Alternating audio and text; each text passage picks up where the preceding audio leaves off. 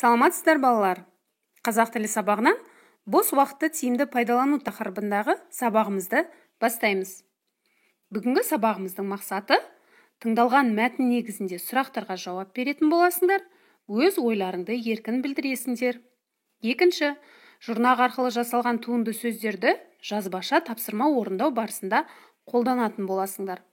Балалар, сабаққа барлықтарыңа сәттілік тілеймін. Балалар, уақытты тиімді пайдалану үшін не істеу керек? Біз бүгін сендермен Массагет сайтында жарияланған Заузат Зекеннің мынандай кеңестерімен танысайық. Уақыт біздің өміріміздегі ең маңызды баға жетпес құндылықтарымыздың бірі. Бұл бағалы ресурсты кері қайтарып алуға немесе қалпына келтіруге болмайды. Ақшамызды жоғалтып алсақ, оны күндердің бір күнінде қайтадан табуға болады. Бірақ уақыт бір орында тұрмайды, өз ағымымен жүріп жатады. Көп жағдайда адамдар өткен өмірлеріне кері бұрылып қарағанда, қаншама жылдарының қалай өтіп кеткенін енді ғана аңғарып жатады. Сондықтан әркім өз уақытын барынша тиімді әрі пайдалы істерге жұмсау керек.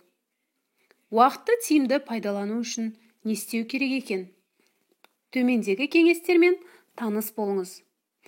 Біріншіден, өзіңіз ұнататын іспен айналысыңыз. Өміріміздегі жетістіктердің жартысынан астамы сүйікті істерімізбен айналысудың арқасында. Қызығушылықтарына аз уақыт бөліп жұмыстарына үнемі шағымданып жататын адамдар аз емес.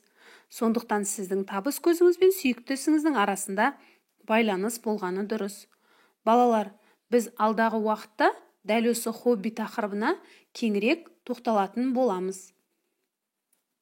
Екіншіден, жоспарыңыздың орындалуын тездететін істермен ғана айналысыңыз.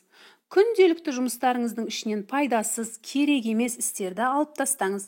Өзіңіздің босаңсуыңызға жол бермеуге тырысыңыз. Пайдасыз істеріміздің бірі, балалар, бұл әлеуметтік желіде көптеп отыруымыз екен. Немесе теледидар, киноларды көптеп қарауымыз. Пайдасыз істерге сондай-ақ құр босқа жүру, құр босқа ұйықтау сынды істер де жатады екен.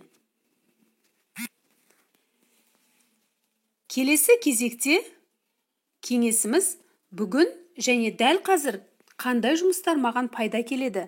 Осы сұрақты өз-өзіңізге әрдайым қойып жүрген абзал. Бұл өзіңізді тәрбиелеуге және уақытты ұтымды пайдалануға көмектеседі екен. Яғни әр күнімізде біз пайдалы іспен айналысатын болсақ, ол біздің дұрыс өсуімізге, білімімізді толықтыруға, жақсы азамат болып қалыптасуымызға көмегін тигізеді екен. Келесі кеңесіміз, бір жылдың ішінде қандай жұмыстарды атқарар едіңіз? Яғни, осындай ойлар адамдардың өмірдегі маңызды заттар мен өмірлік мақсаттарын түсінуге септігін тигізеді екен.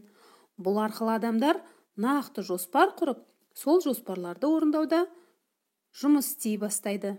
Демек, дұрыс құрылған жоспар, ол біздің уақытымыздың тиімді пайдаланудың бір сатысы екен. Бір күнге, аптаға, айға немесе бір жылға жоспар құру, маңызды істерді айқындауға, бір минутты босқа кетірмеуге көмектеседі. Сонымен қатар жоспарлар мен мақсаттарыңыздың тізімін жазып, түртіп отыратын қойын дәптердің болғаны дұрыс. Келесі кезектегі бір кеңес, күнделікті атқарылған істерге талдау жасаңыз. Күнде ұйықтар алдында өз-өзіңізге жауап беріңіз. Қандай жұмыстар орындалды? Орындалмағандары болса, себептерін іздеп, өз істеріңізге талдау жасаңыз. Келесі бір кеңес, жұмыстарды ешқашан кейінге қалдырмаңыз. Әрбір іске жауапкершілікпен қарап, бірінші реттен олжалы аяқтауға бар күшіңізді салыңыз. Бұл қателіктердің аз болуына және екі жұмыстың жасалмауына жол береді. Ең бастысы өте мұқият болып, әр қадамыңызды тексеріп отырыңыз. Ешқашан жоспарларыңызды кейінге шегендірмеуге тырысыңыз. Жалқаудың ертеңі бітпес дегендей, әрбір кейінге қалдырылған істің ұзаққа созылуы, немесе мүлдем ұмытылып қалуы мүмкін. Келесі бір кеңесіміз, толыққанды жұмыс істеу үшін өзіңізге көңіл бөліңіз. Табысты аяқталған жұмыстар үшін өзін мадақтап, біраз үзіліс беру керек. Бірақ демалғанның жөні осы екен деп бос сандалудың қажеті жоқ. Демалысқа арналған уақытты да пайдалы өткізуге болады. Мысалы, қызықты кітаптар немесе жаңалықтар оқу, спортпен айналысу.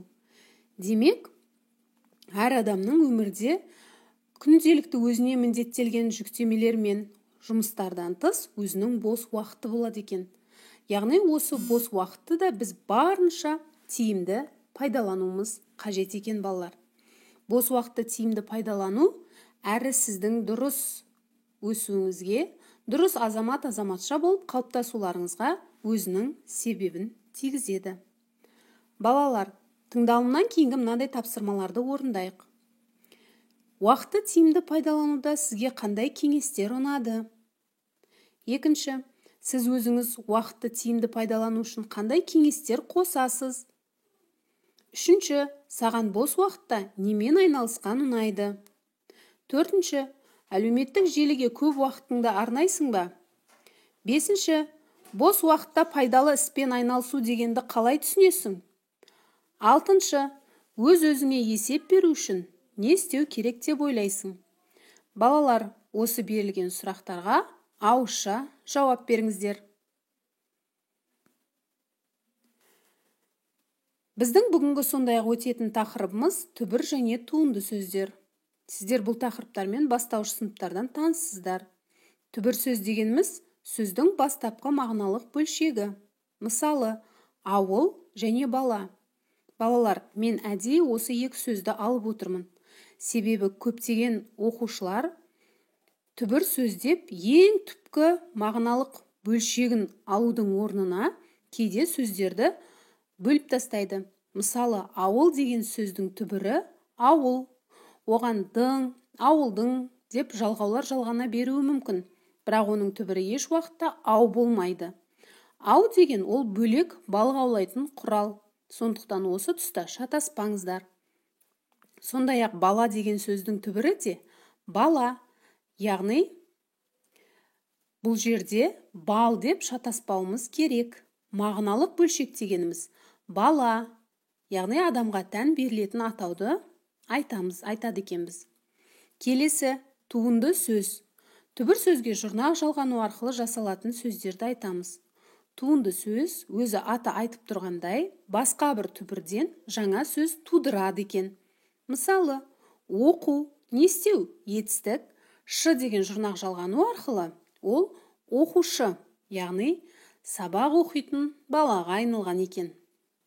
Балалар, түбір және туынды сөздерді дәптерлеріңізге жазып алып, ережені мықтап еске ұстаңыздар. Осыған сәйкес төмендегідей жазылым тапсырмаларын орындайық. Бірінші деңгейдің тапсырмалары. Түбір және туынды сөздерге мысалдар жазып, тақырыпқа байланысты сөйлемдер құраңдар. Екінші деңгей. Бос уақытында әлеуметтік желіде отырудың пайдалы және теріс жақтарын топтастырыңдар. Үшінші деңгей. Қазіргі кезде өзіңнің достарың бос уақытын қалай өткізетіні туралы ойыңды жаз. Сөйлемдер ішінде туынды сөздердің астын сыз. Балалар, тапсырма түсінікті деп ойлаймын. Уақыттарыңды тиімді пайдалануға арналған кеңестерді өмірлеріңде өз қажеттіліктеріңе жаратасыңдар деген ойдамын. Сау болыңыздар.